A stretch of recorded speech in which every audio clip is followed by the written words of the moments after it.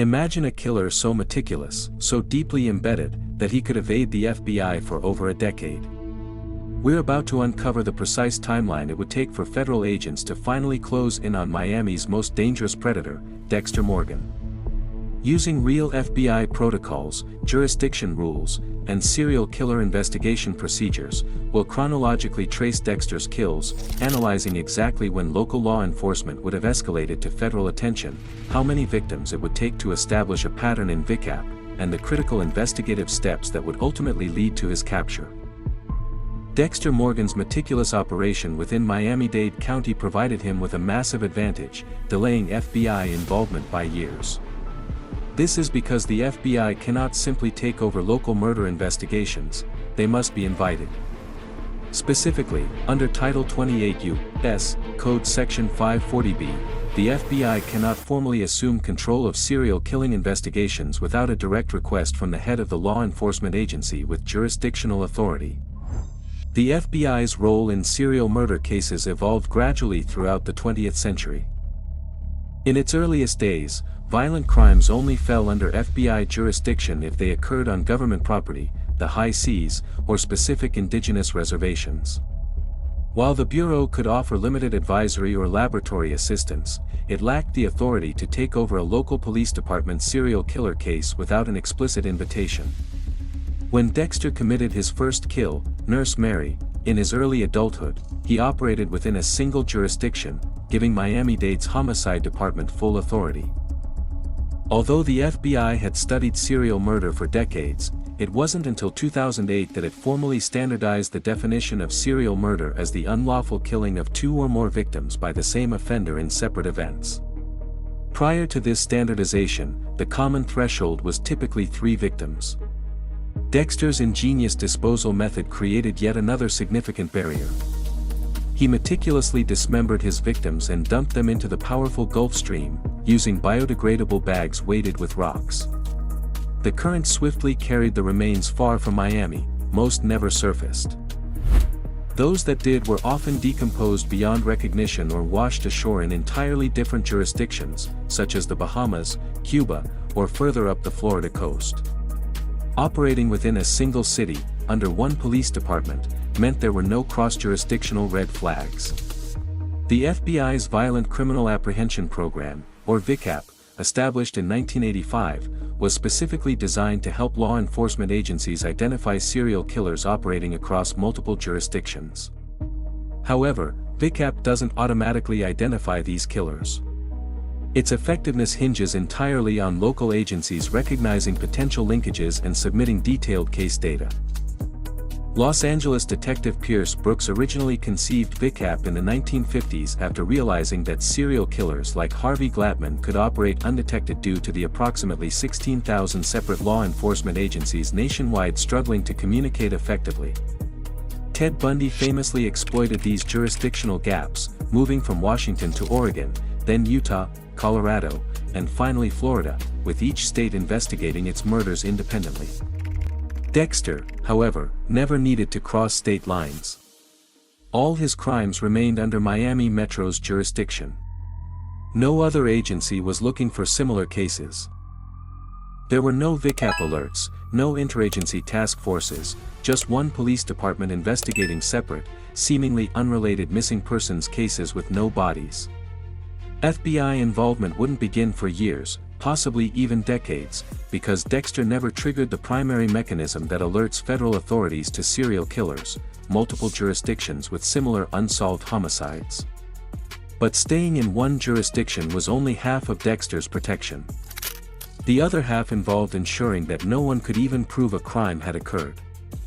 Without bodies, there's no murder investigation.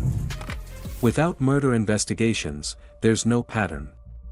And without a pattern, the FBI remains in Quantico. Even if Miami Metro suspected a serial killer was operating, they couldn't request FBI assistance without bodies, physical evidence, or a clear pattern linking the disappearances to a single perpetrator. Between his early adulthood and 2006, Dexter had already killed dozens of people, long before the series' pilot episode. Based on on-screen evidence and character dialogue, estimates place Dexter's pre-series victim count in the dozens, though the show never provides an exact figure. We know from the Season 2 Bay Harbor Butcher investigation that 18 bodies eventually washed ashore, and Dexter's blood slide collection represented dozens of victims, even if the series never explicitly confirms that each slide corresponds to a unique kill. The Dexter Wiki meticulously documents many early victims: Alex Timmons, the subject of his first blood slide in the mid-1990s, Gene Marshall, Carmen and Max Lindquist from 2000, Larry Mueller, also from 2000, Anthony Rodriguez in 2002, Cindy Landon in 2004, and other named victims whose blood slides later appeared on FBI whiteboards during the Season 2 investigation. But here's the critical fact: none of these individuals were connected as victims of the same killer until Season 2, Episode 1, when those 18 bodies washed up on shore over several weeks. Before that, they were simply missing person cases. No pattern, no bodies, no crime scenes, no evidence. The FBI's 2008 report, Serial Murder: Multidisciplinary Perspective for Investigators, underscores that identifying murders as the work of a serial killer is the primary challenge an investigation faces, especially if victims come from marginalized or high-risk populations. The report emphasizes that cases are typically linked through forensic or behavioral evidence. Without bodies, there's nothing to link. Dexter's victim selection was exceptionally careful. Many were criminals already living off the grid, and their disappearances didn't trigger intensive investigations. A vanishing drug dealer might simply be hiding from rivals; a murderer who beat their court case could have just left town. Dexter's choice of victims ensured low-profile disappearances that didn't generate massive search efforts or media attention. Consider the documented victims. Mike Donovan was a convicted murderer who had killed a boy, Jamie Jaworski killed his wife, Matt Chambers was a suspected serial killer. These were not outstanding citizens whose disappearances would generate headlines. They were criminals, predators, individuals living in the shadows. When they vanished, few people cared enough to push for answers. While some families might have filed missing person reports, these reports simply vanished into a system handling thousands of such cases annually. From an investigative standpoint, the Gulf Stream disposal method was brilliant. The powerful currents would rapidly transport remains far from Miami, often preventing recovery and accelerating decomposition. The corrosive saltwater, marine life, and passage of time systematically destroyed evidence. Within weeks, even dental identification became challenging. Fingerprints were impossible, and DNA degraded significantly. The biodegradable plastic bags Dexter used would break down over time, releasing the dismembered remains to scatter across the ocean floor or wash up as unidentified fragments on distant shores. The rocks used as weights would eventually separate as the plastic deteriorated, and marine life would further scatter the remains. This methodology was forensically sound for a killer determined to avoid detection. Miami Metro couldn't request FBI assistance because they didn't even realize they needed it. They had missing person cases, not connected homicides. VICAP analysts at the FBI's Critical Incident Response Group in Quantico wouldn't flag anything because nothing was being entered into the system as linked crimes.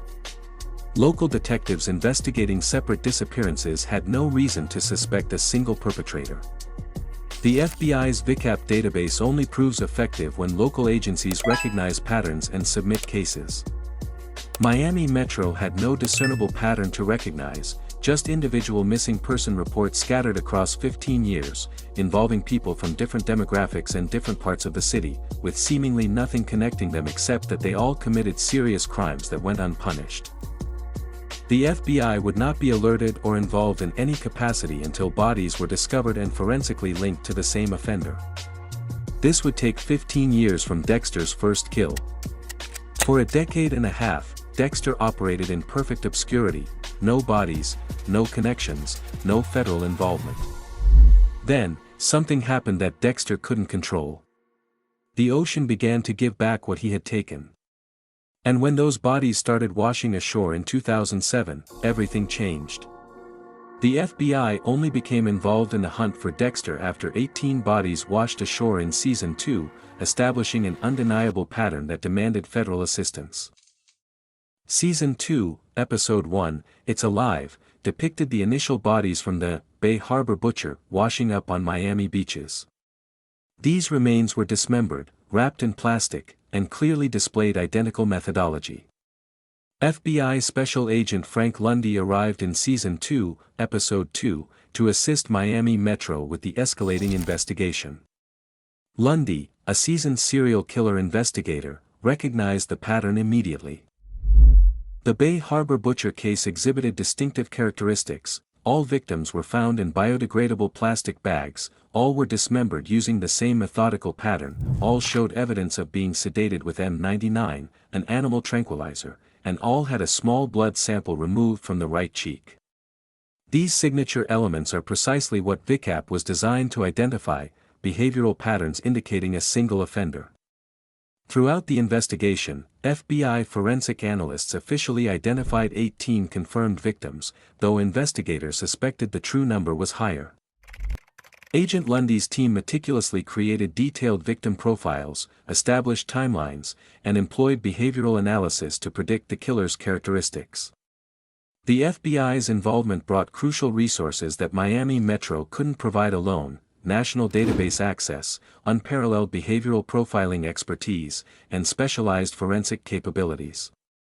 This scenario represented precisely what the FBI was designed to handle. The Violent Criminal Apprehension Program maintains a nationwide repository containing approximately 85,000 violent crimes. VICAP crime analysts meticulously examine homicides, sexual assaults, missing persons, and unidentified bodies to identify potential similarities.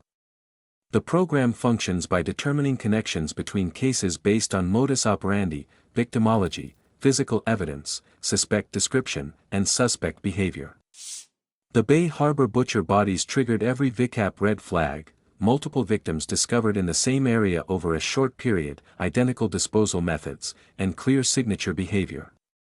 This was a textbook case for FBI assistance.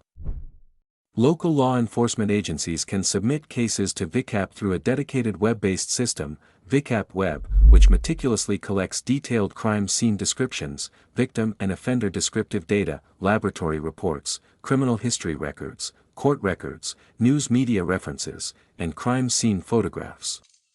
The FBI also deployed its Elite Behavioral Analysis Unit, or BAU. Analysts from the National Center for the Analysis of Violent Crime provided crucial criminal investigative analysis, examining the offender's motives, victim selection, level of sophistication, and behavioral patterns. They determined the killer was highly organized, possessed forensic knowledge, potentially worked in law enforcement, and operated with extreme precision. The FBI's behavioral profilers drew upon decades of research in serial killer psychology, studying patterns from hundreds of solved cases to construct profiles of unknown offenders. Agent Lundy represented the FBI's best. His extensive experience with serial homicide investigations meant he understood the psychological makeup of killers like Dexter. He knew to look for someone with routine access to crime scenes, someone who could blend seamlessly into investigations, and someone with acute forensic awareness. The profile was narrowing correctly. In Season 2, Episode 8, Morning Comes, Lundy specifically noted that the killer had intimate knowledge of law enforcement procedures and likely worked in forensics or criminal justice. Under normal circumstances, a case with these characteristics would have been solved relatively quickly. The FBI's involvement brought massive resources: forensic teams from the FBI Laboratory Division in Quantico, behavioral profilers trained in criminal psychology, database analysts running queries through CODIS and VICAP, and extensive interagency coordination, uniting Miami Metro, the Coast Guard, and surrounding jurisdictions.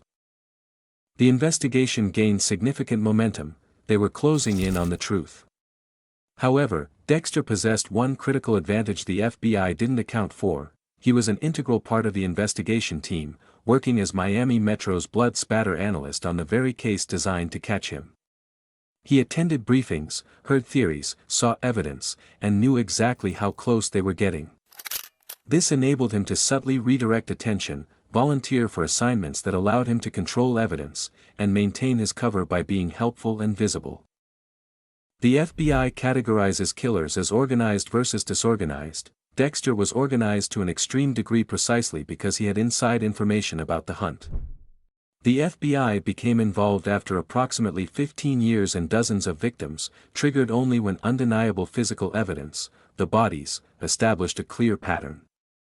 Under normal circumstances, FBI involvement could have narrowed the suspect pool within months and led to identification within 1 to 2 years, depending on the evidence flow.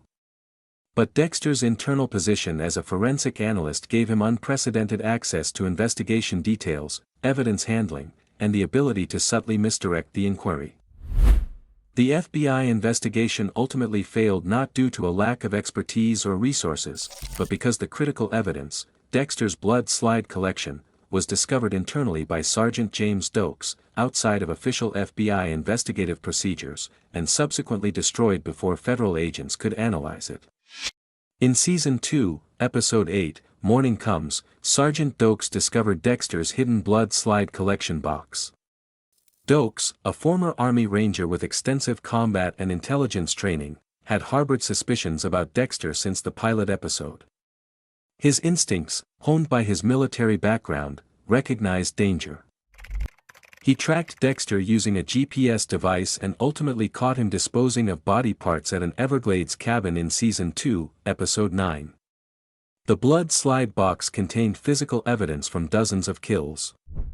While these blood slides wouldn't directly identify Dexter through codes, they would have allowed the FBI to identify victims, establish definitive links between cases, and conclusively prove that a single offender was responsible. This, in turn, would have enabled investigators to focus on suspects with the necessary access and opportunity. CODIS, the Combined DNA Index System, was established by the FBI in 1994 through the DNA Identification Act. As of 2018, the National DNA Index System contained millions of offender profiles, 3 million arrestee profiles, and 864,000 forensic profiles, having assisted in over 409,000 investigations. Those 45 blood slides, once entered into CODIS, would have generated numerous matches. Each match would link to a specific case file, making the pattern undeniable. Dexter would have been identified within days. However, this crucial evidence never reached the FBI. Lila West tragically killed Dokes by igniting the cabin where he was being held in Season 2, Episode 12. The explosion not only destroyed the physical evidence but also conveniently provided a dead suspect, Dokes, who could not defend himself. The FBI investigation then concluded with Dokes being falsely identified as the Bay Harbor Butcher, closing the case. This sequence of events represents a critical failing in the FBI's investigative process, though through no fault of the Bureau itself. Serial killer investigations fundamentally depend on evidence making its way from the field to the laboratory and then into the database.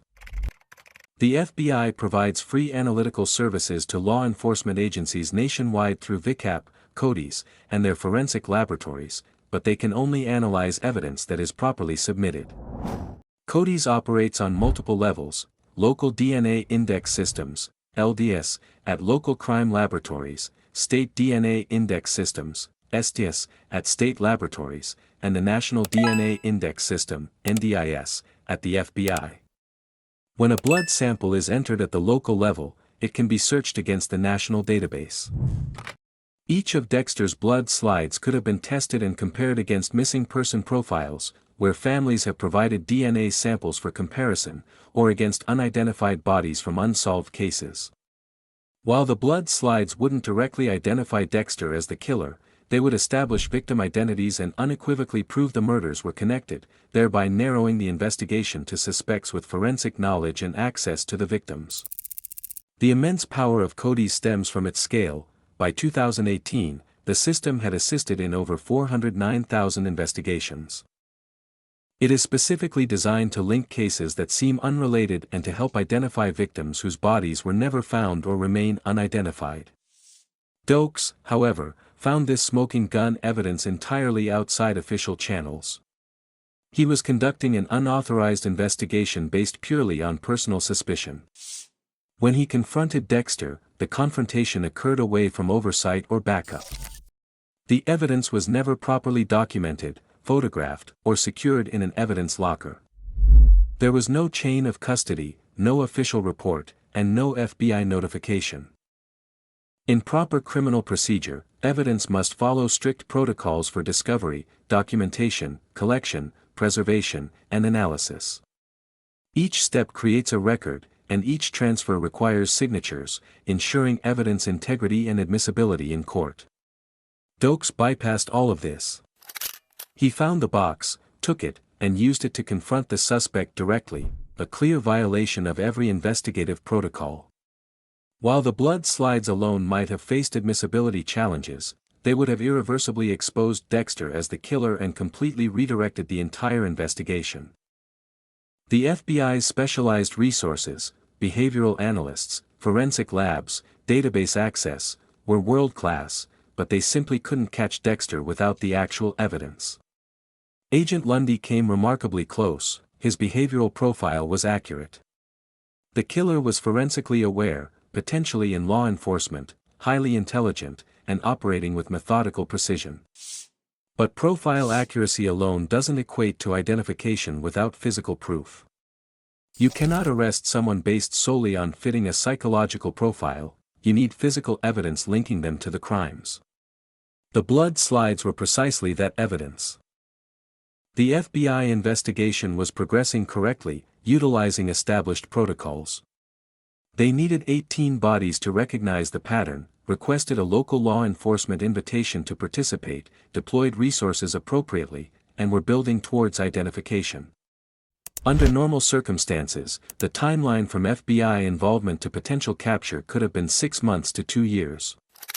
However, the internal discovery and subsequent destruction of evidence by someone outside the official investigation prevented what could have been a successful federal case. So, we've established how long it took the FBI to get involved with Dexter's actual operations.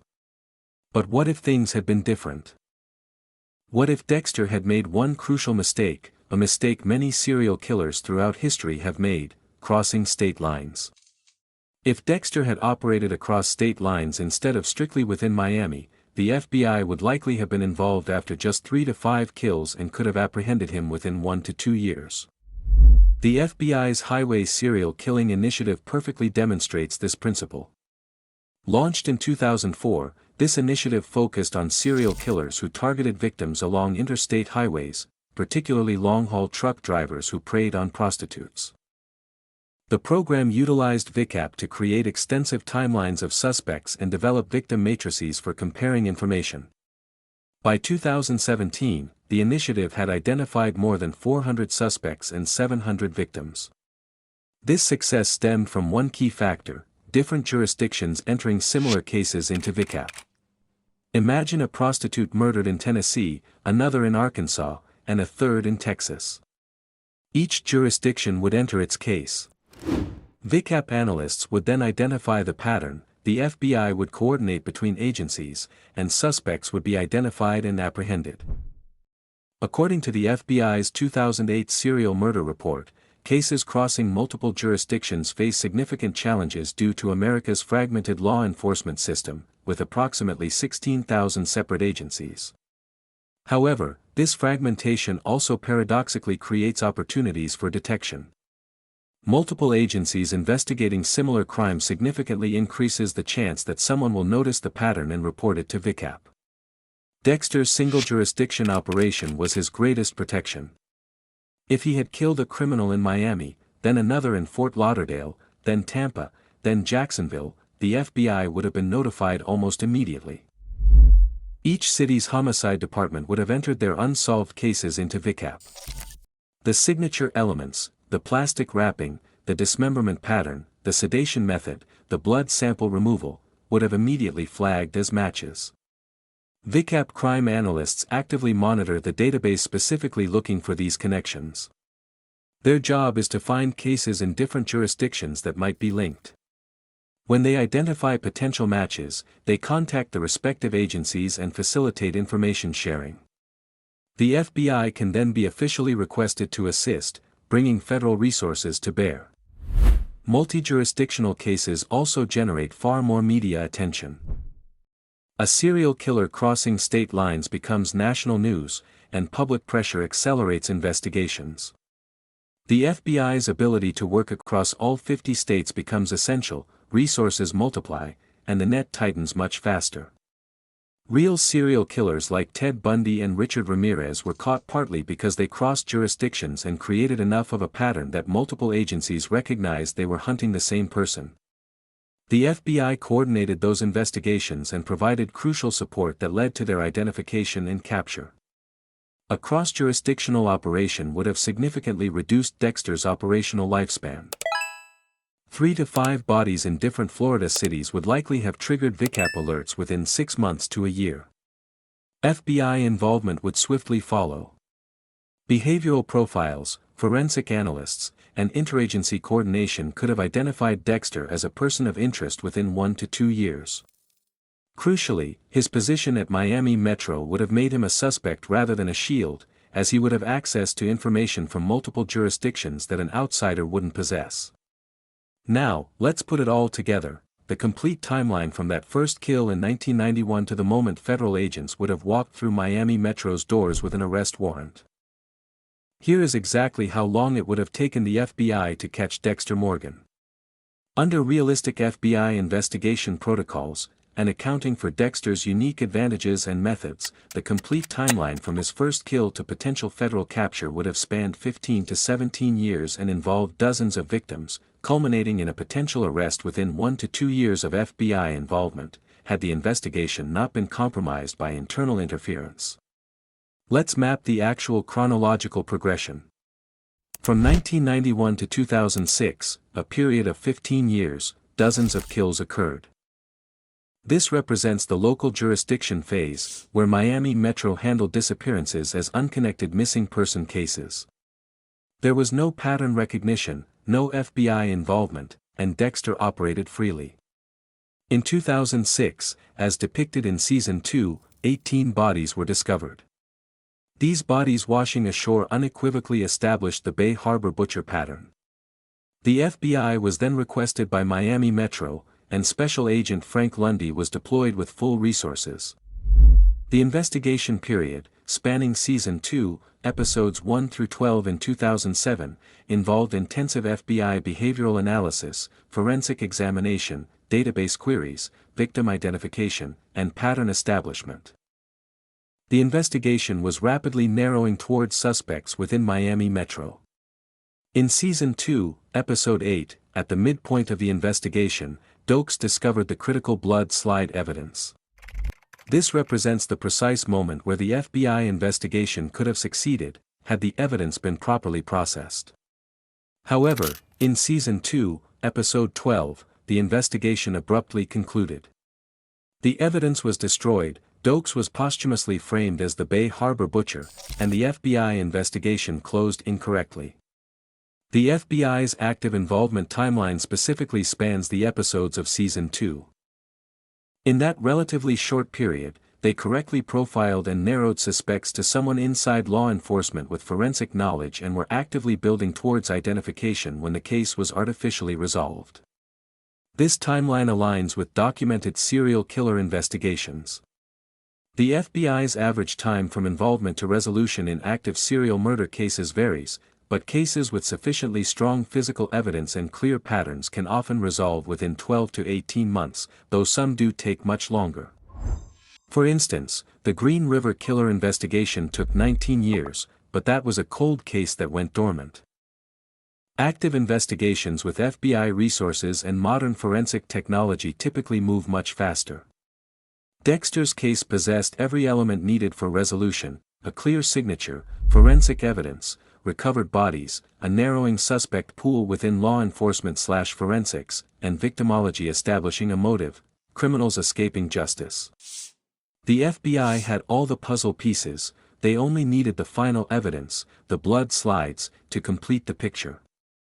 The key variable was Dexter's internal position. Most serial killers do not work for the very police department investigating them. This created a unique situation where the suspect could monitor the investigation process, access evidence, and subtly misdirect attention.